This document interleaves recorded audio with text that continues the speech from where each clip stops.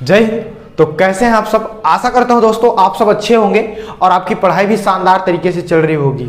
दोस्तों मेरा एक सब्सक्राइबर है नेहा, जिन्होंने कहा कि सर न्यूमेरिकल पर वीडियो बनाइए। तो चलिए दोस्तों नेहा बहन के कमेंट को शानदार तरीके से पूरा करते हैं। दोस्तों आज मैं आपको न्यूमेरिकल सॉल्व करने का एक 3 जादुई ट्रिक बताता हूं, 3 इंपॉर्टेंट पॉइंट बताता हूं जिसको आपको हमेशा याद रखना है और हमेशा न्यूमेरिकल सॉल्व करते समय फॉलो करना है। अब वो 3 पॉइंट कौन कौन से हैं उस पर ध्यान देते हैं।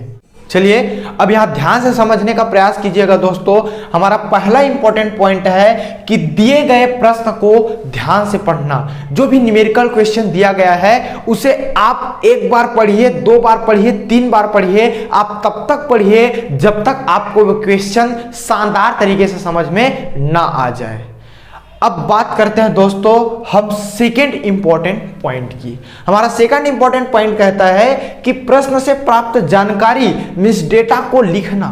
जो भी आप न्यूमेरिकल क्वेश्चन पढ़े समझे उसमें कौन कौन सी जानकारी, कौन कौन सी डेटा दी गई है उसको आप क्रमवार लिखिए। पहले दिया है लिखिए, उसके बाद प्राप्त जानकारी को क्रमवार लिखिए। उसके बाद आप क्वेश्चन को समझे हैं उसके अकॉर्डिंग विचार कीजिए, तर्क कीजिए कि इस क्वेश्चन में कौन सा फार्मूला लगेगा, कौन सा फार्मूला फिट होगा और प्राप्त जानकारियों के नीचे उस फार्मूले को लिख दीजिए। अगर आप इतना करते हैं तो आपको 1 से 1.5 नंबर पाने से कोई नहीं रोक सकता। आप आगे सॉल्व करें या ना करें, आपको 1 से 1.5 नंबर इतना में आसानी से मिल जाता है। उसके बाद आप आगे सॉल्व कीजिए। और हमारा तीसरा इंपॉर्टेंट पॉइंट है दोस्तों, सबसे इंपॉर्टेंट पॉइंट है कैलकुलेशन फास्ट होना।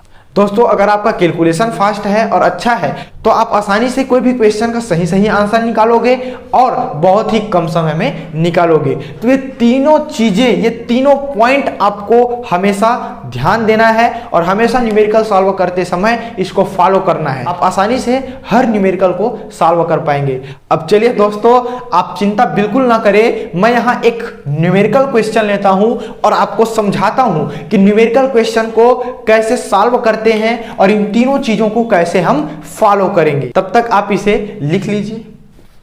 करते हैं, देखिए तो सबसे पहले हमें क्वेश्चन को ध्यान से पढ़ना है, तो आप भी पढ़िए और समझिएगा। कहा जा रहा है कि 120 ग्राम NaOH मतलब सोडियम हाइड्रोक्साइड को 2 लीटर विलयन में घोला गया है, तो इस विलयन की मोलरता ज्ञात कीजिए। क्वेश्चन में क्या कहा जा रहा है ध्यान से समझिएगा कि 2 लीटर कोई विलयन है जिसमें 120 ग्राम सोडियम हाइड्रोक्साइड को घोला गया है। देखिए ध्यान से समझिएगा, ये 2 लीटर है, ठीक है, सॉल्यूशन हो गया जिसमें 120 ग्राम सोडियम हाइड्रोक्साइड को घोला गया है। क्वेश्चन में यही कहा गया है और हमसे कहता है कि इस विलयन की मोलरता ज्ञात कीजिए। याद रखना दोस्तों, अगर आप सॉल्यूशन चैप्टर में पढ़े होंगे तो मोलरता को हम कैपिटल M से डिनोट करते हैं और मोलरता को हम स्मॉल m से डिनोट करते हैं। चिंता ना करें दोस्तों, इन दोनों टॉपिक पर मोलरता और मोलरता पर मैं बहुत जल्द वीडियो बनाने वाला हूं। अब चलिए दोस्तों अब हम बात करते हैं कि क्वेश्चन में क्या क्या हमें डेटा दी गई है। लेकिन इससे पहले अगर आप विलयन चैप्टर पढ़े होंगे आप जानते होंगे विलेय और विलायक के बारे में। अगर आप नहीं जानते तो लिख लीजिए विलेय जिसकी मात्रा कम हो और विलायक जिसकी मात्रा अधिक हो, ज्यादा हो। विलेय को हम B से डिनोट करते हैं और विलायक को हम A से डिनोट करते हैं। ये चीजें अपने कॉपी में नोट कर लीजिए, ये काफी काम आने वाला है। ठीक है दोस्तों, चलिए तो यहां हमें पता लगाना है कि विलेय कौन है और विलायक कौन है। ठीक है, चलिए देखिए तो जिसकी मात्रा कम वो विलेय है। तो देखिए 120 ग्राम है और यहां 2 लीटर है, तो 120 ग्राम आपका विलेय हो जाएगा मतलब B हो जाएगा और 2 लीटर आपका विलायक हो जाएगा मतलब A हो जाएगा। लेकिन यहां देखिए यहां कहा गया है कि सोडियम हाइड्रोक्साइड 120 ग्राम, लेकिन हम इसको लिखेंगे तो लिखेंगे कैसे? लिखेंगे कि विलेय का द्रव्यमान लिखेंगे। चलिए लिखते हैं, विलेय का का द्रव्यमान। तो देखिए विलेय का द्रव्यमान, ठीक है, कितना दिया गया है, 120 ग्राम।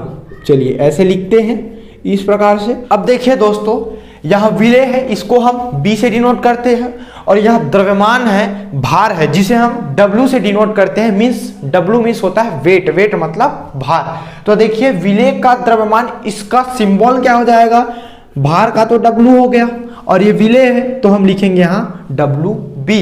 तो इससे हो जाएगा विलेय का द्रव्यमान। तो हम यहां लिखेंगे मीन्स WB का मान कितना है दोस्तों, 120 ग्राम। अब देखिए हमें क्या दिया गया है, 2 लीटर क्या है आपका विलायक है, तो हम लिखेंगे दोस्तों विलायक का आयतन। ठीक है, अब देखिए आयतन मतलब होता है वॉल्यूम, वॉल्यूम से V हो गया, और विलायक को हम A से डिनोट करते हैं। तो आप VA लिखो या आप भी बस लिखो, उससे कोई दिक्कत नहीं है, लेकिन ये विलायक का आयतन है तो A लिख सकते हो। तो देखिए ये 2 लीटर हो गया। अब देखिए हमें ज्ञात क्या करना है, उसको लिखिए, ज्ञात करना है, या इंग्लिश में आप लिख सकते हो फाइंड, शॉर्टकट। हमें क्या ज्ञात करना है दोस्तों, मोलरता, जिसे हम कैपिटल M से डिनोट करते हैं। याद रखना, स्टूडेंट यहाँ काफी कंफ्यूज होते हैं, मोलरता में स्मॉल m लिख देते हैं, जबकि स्मॉल m सिंबल होता है दोस्तों मोलरता का, मोलालिटी। ये जो है सिंबल मोलारिटी का है, मोलरता का है। यहां तक ठीक है। अब देखिए आपको पता होगा, आप पढ़े होंगे, आप अच्छे स्टूडेंट्स हैं, कि मोलरता का सूत्र क्या होता है, आप जानते हैं। चलिए हम यहां पहला स्टेप तो कंप्लीट कर ही चुके हैं, क्योंकि हम क्वेश्चन को ध्यान से पढ़ लिए, समझ लिए, और जो जो डेटा हमें दी गई थी उसको हमने लिख लिया। दूसरे स्टेप हमारा क्या था कि क्वेश्चन में जो भी डेटा दी गई है उसको लिखना।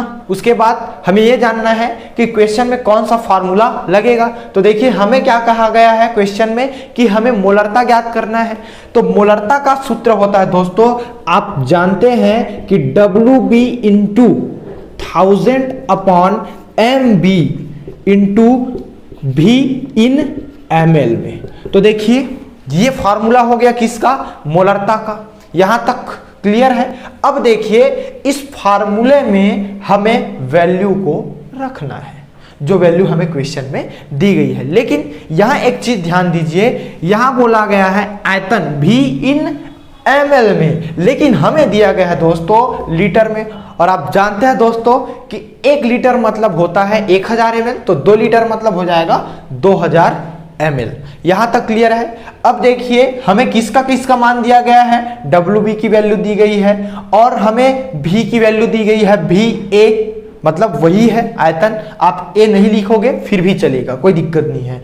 अब हमें इसका वैल्यू नहीं दिया गया है, तो इसका वैल्यू हमें निकालना है। तो यहां देखिए दोस्तों, MB का मतलब होता है विलेय का अणुभार। मैं यहां लिख देता हूं, विलेय का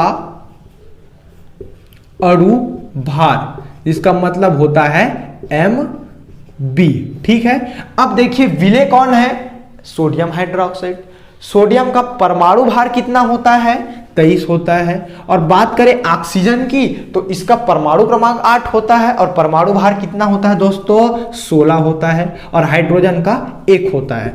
अब इसको हमें जोड़ देना है। तो देखिए 16 और 1 17 हो गया, और 17 और 23 कितना हो जाएगा, 40। अब देखिए हमें फॉर्मूला में जो भी चीजें दी गई है उन सबका हमें वैल्यू पता चल गया है। अब हमें सिर्फ इसमें वैल्यू पुट करना है और शानदार तरीके से सॉल्व करना है। तो चलिए हम सॉल्व करते हैं।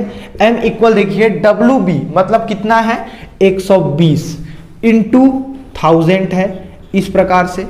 अब देखिए यहाँ MB का कितना मान है, 40, तो हम लिखेंगे यहाँ 40। अब देखिए V का मान कितना है, अर्थात VA का मान कितना है, तो 2000, इस प्रकार से। चलिए अब इसको काटते हैं, आपको तो काटना आता ही है। तो देखिए 1000 एक कम 1000 और 1000 दूनी 2000। अब देखिए यहाँ 1 0, यहाँ 1 0 कैंसल। अब यहाँ देखिए 4 जो है 12 से कटेगा, 4 एक कम 4, 4 तिया 12। तो हमारे पास बचता क्या है, M इक्वल 3/12। 2।